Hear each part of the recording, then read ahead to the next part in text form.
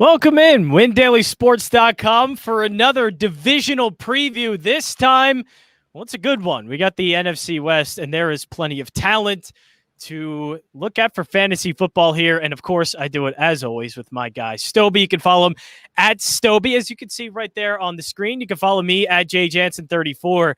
Stoweby, we got a pretty good division today. Not a bad one. Do. Pretty good. Yes, we do. So it's a lot of tasty little tidbits all there really are in here for. It's a stack division. It's from top to bottom. I mean, you're gonna have a lot of most of these players on your fantasy teams. It's just the way it's gonna be. Gosh, year. Pretty much every single quarterback. I mean, barring whatever decisions made in San Francisco. But I imagine if we know early, ahead of time, maybe the decision could be like Trey Lance is eventually going to start. You know, maybe worth a little bit of flyer on Trey Lance. But, I mean, all the quarterbacks, running backs in this division, wide receivers, there is a ton to go over. And first, you know where I got to start? Chris Carson. Just draft Chris Carson, right? Are we drafting Chris Carson? Yeah, why do people keep drafting him every so low? Year. Look, every year. We have this conversation every single year, Stoweby. Yeah, I don't understand it. Yes, yeah, he'll have like an ankle or a hamstring injury, and he'll be out for a couple of weeks. But name a running back that doesn't have that happen. Yeah, I mean, for some reason, people like to harp on him having that. And I know he's got the fumbles that he used to have, but he's largely gotten those under control. Rashad Penny's no longer taking his job. Pete Carroll. Rashad Penny. Those were the days, Stoweby. Those were the days. Yeah. Don't you remember when we were worried? One more fumble in Rashad Penny or Christine Michael's going to come in and take his job. Yeah, no, it's Chris Carson. Sorry. It's Chris Carson. Just draft him. Now, yeah, he's at in our rankings, he is at the top of tier 4. So Najee Harris is over him, which I would say fair. But he's also ahead of DeAndre Swift, Josh Jacobs, David Montgomery, Mike Davis. To be honest, that's kind of where I think he should be. He should be at the top of tier 4 there. That seems like a really good spot for Chris Carson. That sounds fair. That sounds plenty fair. And he's got, he's got tons of upside right there too. So, that's got the injury stuff baked in. Go ahead. Yeah, no, sure. And while we're on the Seattle Seahawks offense, I mean, Chris Carson is one that probably is going to get overlooked as he does always. We're going to draft him, and everybody's going to be like, man, that Chris Carson is having a pretty good season again. But Seattle, there are a ton of spots to go here, and I think the wide receivers are the ones that become interesting. Now, we know DK Metcalf is very good. He's, just an absolute beast of a human being, and he's being drafted like a top wide receiver, which is right around where he should be. He's the top of tier 2, which is he's the 6th ranked wide receiver. But I think where I want to go with the conversation is just after him. Where do we go after DK Metcalf? Tyler Lockett's 22nd wide receiver. He is in tier 3 over at WinDaily Sports. I'm getting these all over at WinDailySports.com. Check out the season-long rankings. Where are you with Tyler Lockett this season? He makes me want to pull my hair out. That's a lot of hair, too. I mean, that's a lot of really. Yeah. It's luscious. No, it's – you got to think he once again, you wouldn't think it, but he got over 1,000 yards receiving. I think – he was targeted more than DK Metcalf also, if I remember correctly, just going off of memory. Right. Yeah. But 33 of his targets and 300 yards of his production and 6 touchdowns came on during 2 football games. So a lot of the times he was very disappointing. So he was a very stressful play. I mean, on the days in DFS where you loaded them up and it was one of those weeks, you were a very, very happy person because it was guaranteed you got him at low ownership. But other weeks you're and I think that's why he's going so low, because of his boom bust issues over the last couple of years. Yeah, for sure. It's just, you don't know when you're going to play the guy. If you're going to draft him in best ball, absolutely. That makes a ton of sense. So you don't have to stress it. You don't have to worry about it. You'll just automatically get those, 100 150, 200-yard games, and you don't have to think about it. You're a happy person. Now, in seasonal, he makes me very nervous because I'm not going to be able to necessarily project when he's going to do it. Right, pick and choose the few games that he's going to have, the big ones. And I think a lot of this just comes down to, as well, what the Seahawks offense is going to be. Because I think Pete Carroll is the one that wants to make this a running team again and try that all over again. But like Russell Wilson and everybody else is like, dude, unleash Wilson, like unleash him.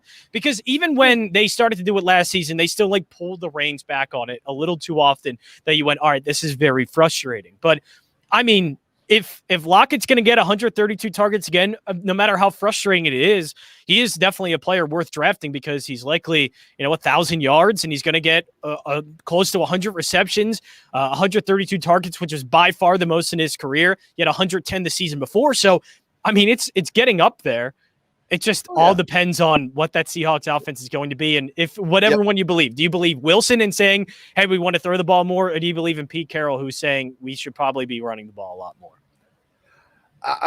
You know what? I honestly, Pete Carroll's one of those guys that I'm just not going to listen to him anymore because he says he's just one of those guys that just any random thought, he's like a stream of consciousness guy.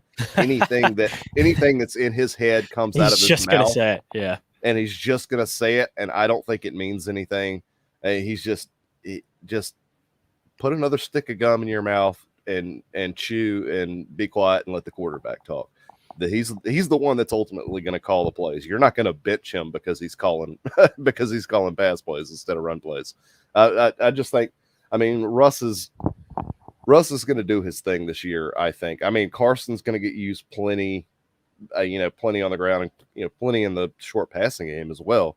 But I honestly don't trust anything that Pete Carroll says the same way I don't trust anything that, head coach down in Arizona. Cliff Kingsbury. Kingsbury. I don't trust a freaking thing. He is a flat out liar. He's a bad coach. He's a terrible coach. Yeah. He's an a-hole. I don't care if you're watching. I think you're an a-hole. He could be a good guy. But... I mean, he might be a good guy, but he intentionally lies to people. Like, I mean, and it's not even deceptive. It's just flat out lies. I don't like it. I don't like when people do that. I mean, yeah, that's the thing. I do like the talent, I would say. And this has a lot to do, I think, with San Francisco and the Rams. We kind of trust them more.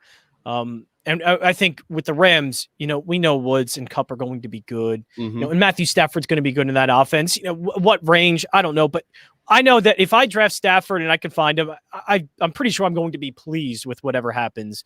San Francisco, it's a little bit frustrating just because, any running back can go in there and do well, but we know that offense is going to be good and we know where the production is going to come from. And I think it's a lot easier knowing, hey, I like that offense, but with Seattle and with Arizona, I love the talent. I hate the offenses that those two hate teams are in. Yeah. Cause you don't know what's going to happen. Like with Arizona, exactly. I like the talent of a Chase Edmonds. It's a contract year for him too. He knows it. He's already talked about it. He's like, this is my last chance to get it done. And now he's got James Conner breathing down his neck. So what's going to happen? You're probably going to hear beat reporters say something like, oh yeah, Chase Edmonds is looking to get 80% of the workload this week, and yada yada yada. Probably Coach Cliff Kingsbury says he's probably going to get 18 to 20 carries, and then you're going to turn around and he's going to get 4 carries, and James Conner's going to get 26 carries. Which back would you rather have in that offense, by the way? I would rather have Chase Edmonds. Yeah, just because it's a contract year. Contract years, they mean something for both the player and the organization, because you could either get a sign and trade. Sometimes the organizations want to do right by a player. The players want to get paid, and running backs have a very short window. These guys need that second contract. That's when they make their money. So I'm sure he's going to be making as much noise as humanly possible. So I would prefer Chase Edmonds just for those few reasons. Plus, I kind of think he fits that spread offense a little bit better. I think he's the better back, to be honest, too. He's the more explosive back. I think he's the one who could obviously do a little bit more than James Conner. Not that James Conner can't, but I think the things in Pittsburgh, sure, it's like Pittsburgh's offensive line had problems. I get it. But I think that just the talent of Chase Edmonds is better than James Conner. I think that's eventually going to show itself. Yeah. I think so long as he stays healthy, he's gonna be the primary ball handler. Yeah, I think so. And he's the one that's been in that offense as well. But now that we're talking about that offense in Arizona, just how do you sort out the wide receiver room? I know DeAndre Hopkins, like we can that guy fine. But after that, AJ Green, Christian Kirk, I just know I don't trust Cliff Kingsbury at all.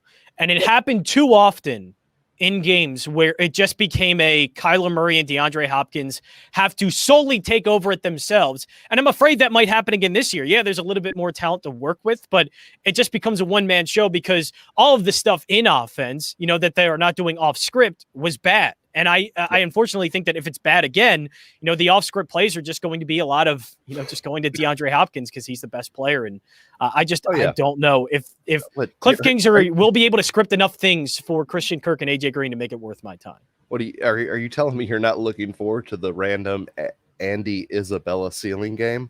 No, that is not. I just no. I don't like this offense. To be truthful, like I know the talent's really good. I don't want this offense. I don't want Kyler Murray where he's being drafted at. I don't want DeAndre Hopkins where he's being drafted at. I don't want AJ Green. I don't want Christian Kirk, even though I'm the one that one may be to me, but at this point, I don't trust Cliff Kingsbury. I just don't. And I know that sounds like, John, it's an explosive offense, and why would you stay away fully? I hate Cliff Kingsbury. I do not think he's a good coach. Look, I think me and you were in agreement as far as I think me and you might actually not like the guy to the point where it's a little bit personal. It's not. He could be a great dude. Cliff Kingsbury could be an awesome dude, and I might like to hang out with him. But just I don't like your offense. You run an air raid offense, and he's the worst at doing it. There are so many college coaches that are running the same system at a much higher level than he is. Like Mike Leach is running it better. Lincoln Riley's running it better. And I could probably go through a million other examples of air raid offenses that were better than Cliff Kingsbury in college and that are even better than his iteration of it in the NFL. It's just not good. Imagine Mike Leach with this football team. It would be, man, they would lose a lot of games because of Mike Leach, but it would be a little bit more organized. It would be fun. Yeah, it would be a lot of fun. Yeah. Now, I don't like. Yeah, even Rondale Moore's in there, right? Thank you, Ivan. Yes, even Rondale Moore's in there. So it's a big wide receiver group, and not say I love the talent that Rondale Moore possesses, but I just don't. I don't trust how Cliff Kingsbury is going to use it, and that's where my lack of trust in Kingsbury has everything to do with all of these projections about Arizona. Yeah, and I think the draft value for all these guys speaks to that too, because you're not going to get a clear picture. He's not going to tell anybody what that depth chart is. Whatever he tells you, it's irrelevant. It's DeAndre Hopkins, and then it's for the running game, it's whoever he feels like that he's not going to tell anybody. And for the for the wide receivers, we'll find out after the coin toss who I'm going to go ahead and put in there. And that's literally, and I'm not even saying that facetiously, that is exactly how he does things. We're not going to know. He won't tell you about injuries until after the game. He did that last season. He lied about injuries. He lies on the injury report. He doesn't talk about it at all. And then he'll come out and be like, oh, yeah, well, we decided that we were going to give him even though he's known the whole time that a guy's had a knee injury and he's going to be out 2 to 4 weeks. That's the sort of stuff he does. And that's what that's probably why you see the frustration coming from both me and John is we don't know what he's going to do because he's never honest with us. The beat reporters don't press him on the issue. I've called the beat reporters out on that before, actually. And it's just an incredibly frustrating situation. So if you want Kyler Murray, he's gonna have probably have 1,000 yards rushing and close to 4,000 yards passing. And DeAndre Hopkins is probably going to have a fantastic year again, get like 120, 130 targets, catch 100 balls and 1,300 yards. But other than that, take your pick. I mean, that's really what you're looking at. Yeah. I would rather go and trust an offense like the Rams who, I'm Well, how are you on Matthew Stafford in that offense? Like, how well do you think it's going to be run first? I think the Detroit Lions fans are going to really regret talking trash about how bad Matt Stafford was. I got in a cab. I went to watch Tampa play Detroit a couple of years ago down in Tampa with a friend of mine. Shout out Gusto. We're going again this year. But we went and we shared a cab with some Lions fans.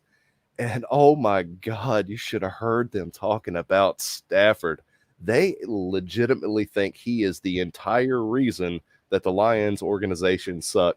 And this dude is about to show up over to LA and he is about to throw for, 5,000 plus yards and God knows how many touchdowns with the weapons that they have there. Yeah, I think Stafford will do well. 5,000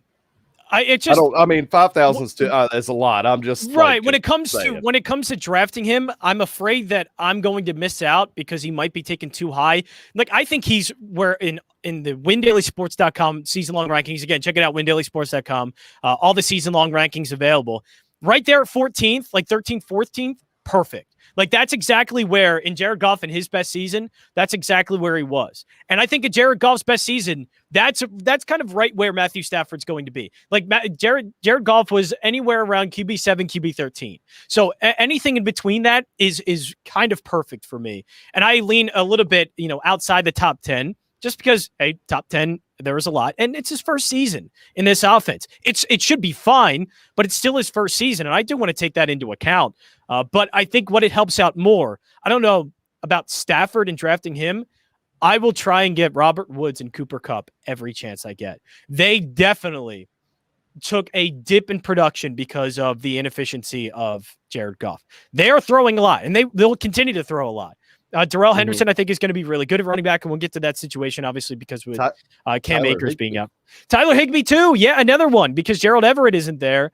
I honestly... And Tyler Higbee did... I know he's not super athletic, but he had some flashes of some good games with Goff as the quarterback. And the thing about Goff is he was always a two-read quarterback. That's why you never saw... Once you got... He had a hard time hitting the X receiver. That's why Cooks never got the production in LA when he was there, and that's why he ended up going off to Houston, because Goff is just a two-read guy. He can hit it's two reads and dump off either to the running back or dump off to the tight end. That's really all he had going for him. He didn't process the information fast enough to get through all of his reads.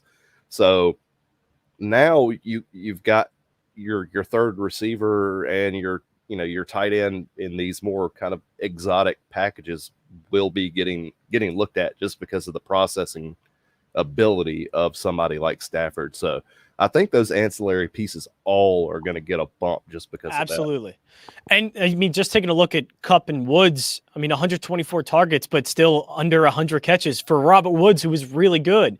Cooper Kupp, 129 targets, only 90 receptions. Like, I think with Stafford, you can expect these guys to be both over 1,000 yards, kind of back to where they were in 2019 and 2018, back to 1,000 yards. And over 100 catches, I would assume close to 100 catches for both, I would say. But yeah, I think the value certainly there. D-Jack's value at the Rams, that's the one where I go no.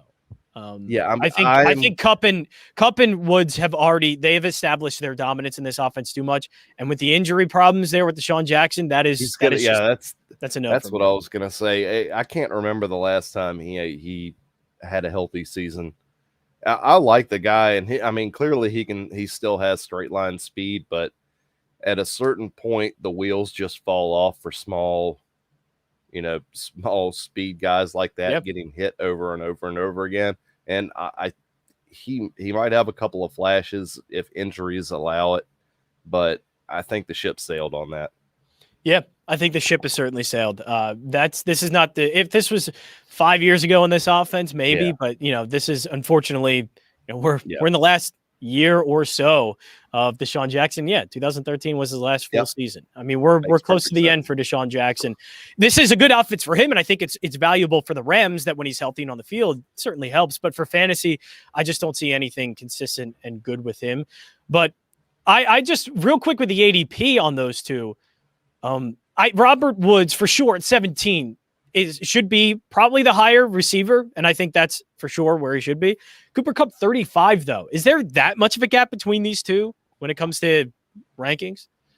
Shouldn't be. I don't think so either. Yeah. So honestly, I'll take Kupp all day over that with the ADP difference. At that ranking, yeah. I don't really see a whole lot of difference between the two of them. They both operate kind of interchangeably in roles. They both kind of do a little bit of what each other does, and they get targeted in a lot of the same way. Now, Kupp would get those weeks where he would just get peppered with 12, 13, 14, 15, 18 targets. And I don't think you usually saw that too much with Woods, if my memory serves me correctly. So, right. I mean, he did a little bit more in terms of the random volume game, but I don't see a whole lot of difference in what their final output's going to be. So I'll take the later guy. Now let's get into an offense that's we're going to have to sort out. Now, we can find some players here, but San Francisco, they have Trey Sermon on that team, Raheem Mostert. And when Raheem Mostert's healthy, he only played 8 games last season, but when Raheem Mostert's healthy, that is the best back for San Francisco. And I think we've settled that by now, that he is the best back for that offense. It's just health. But how are you drafting the 49ers running backs? And how are you honestly looking at that backfield, which there's value in because they run a lot and they're going to, no matter if it's Jimmy Garoppolo or Trey Lance, because either they're going to try and not put Jimmy Garoppolo in bad positions, or they're going to really, I think, baby a quarterback that didn't really have that much experience in college. So I think it's going to be a strong running game. It's just, which one do you think? It's going to be a healthy day. Oh, they're not going to, I mean, both running backs are going to get the workload. I just kind of look at it's not that they drafted Trey Sermon, it's that they went up and got Trey Sermon what makes me think that he might get more snap share than Mostert. And that might not even be a matter of Mostert not being as good as Sermon. It might just be saving Mostert to try and get a full season out of him and just keep him healthy for when the playoffs come around. Because like you said, Mostert's extremely explosive. It's just, you never know when the wheel's he's going to get a flat tire at some point in time. The guy's a Lamborghini. I mean, he goes and then something breaks and then he's in the shop for 6 weeks. That's just kind of what happens with them every year. So, excuse me. And Sermon's just, he's a big old beast, and he just seems like the type of guy that can take a heavy workload, and he looks like he'd fit really well with this zone run scheme. I think he'll do well. I think you can actually draft both of them and be happy. Nice. Yeah, I think so as well. Especially with where they are ranked. Raheem Mostert 29th ranked, and he rounds out the tier 4, and then in tier 5, 36th ranked here over WinDailySports.com season-long rankings. It is Trey Sermon. Reasonable. Yeah, I think reasonable for both. Raheem Mostert should be higher than Trey Sermon, and Trey Sermon about 7 spots back. Sounds about right. I completely like everything about that. I think is perfect for them. So now it comes to the wide receivers, and I feel like this is where, it's tough because we don't know what's going to happen at quarterback, and I don't know if it's going to determine anything. But I mean, there are a couple of wide receivers there that could be good and could be valuable. What do you make of the wide receivers over in San Francisco? The wide receivers, I'm not too scared of. I actually love Brandon Ayuk. I'm drafting him all. They're two talented wide receivers that, like, if the quarterback thing gets figured out in any capacity, like, they're going to be great for sure. Oh yeah, and I mean, if you want to get if you're a Debo fan, go Debo. You'll be fine. Yep. If you want to go Ayuk, which I am personally all on the Ayuk train, I'm going for it. I think he has a breakout year this year. Brandon Ayuk is gonna still maintain value even if the passing game isn't necessarily good, because they use him a lot in the run game, and they use him kind of in those little short passes that they treat like extra runs. So it's not like he's going to go necessarily 40, 45 yards downfield and catch a bomb, even though he can do that. But he's extremely effective near the line of scrimmage. So he kind of like Laviska and Chenault in kind of a Swiss Army knife type of way. So only I think he's better. So I'm all in on Ayuk. I've got him on way too many teams. I hope he doesn't get hurt. Yeah, no, and look, the targets kind of when they got to about week 8 on, he was being targeted a lot. Targets since week 8, 10 targets against Seattle, 14 against New Orleans, 9 against Buffalo, 16 against Washington, 13 against Dallas. So he gets targeted very heavily in this offense, and they're going to rely on him a lot. It's just any concern on the court. Like what do you need to see from Trey Lance and Jimmy Garoppolo to think, okay, I think the wide receiver group is going to be fine in this situation? I mean, honestly, just give me mediocrity. Really? That's that's fine, but that's where you're at. Yeah, I mean, that's really where I'm at. I don't expect much from Jimmy Garoppolo anymore. He's looked I mean, these guys. Who was it? Was it Nick Mullins was their quarterback during the stretch last year? Nice third string quarterback over in Philadelphia now, Nick Mullins. Yep. Oh yeah. Ed, you got Samuels and Ayuk were doing this with guys like him as the quarterback. So I mean, if you give me a middle of the road performance, if you give me what, let's say, Ben Roethlisberger did last year with 3,900 yards and 24 to 26 touchdowns, that would be more than enough for these guys to have fantastic seasons. Yeah, for sure. All right, so that is pretty much a preview of every single team here in the NFC West. And of course, always at the end of this, I like to ask you, sleepers, who you got? Who you got? Oh man, I mean, there's nobody that doesn't make me want to pull my hair out. That's the problem. It's okay. All right. I'm gonna do Arizona. I believe in you. I believe in you. I mean, Christian Kirk at 188 is good value for a sleeper. I don't mind that there.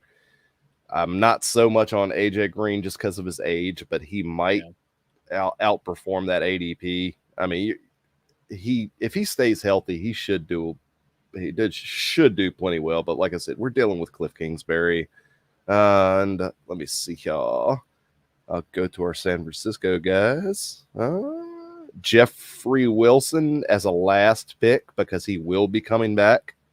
If you want to get him as a filler towards the end of the season. Now, you might actually be able to hold on and not draft him at all unless you're doing a best ball.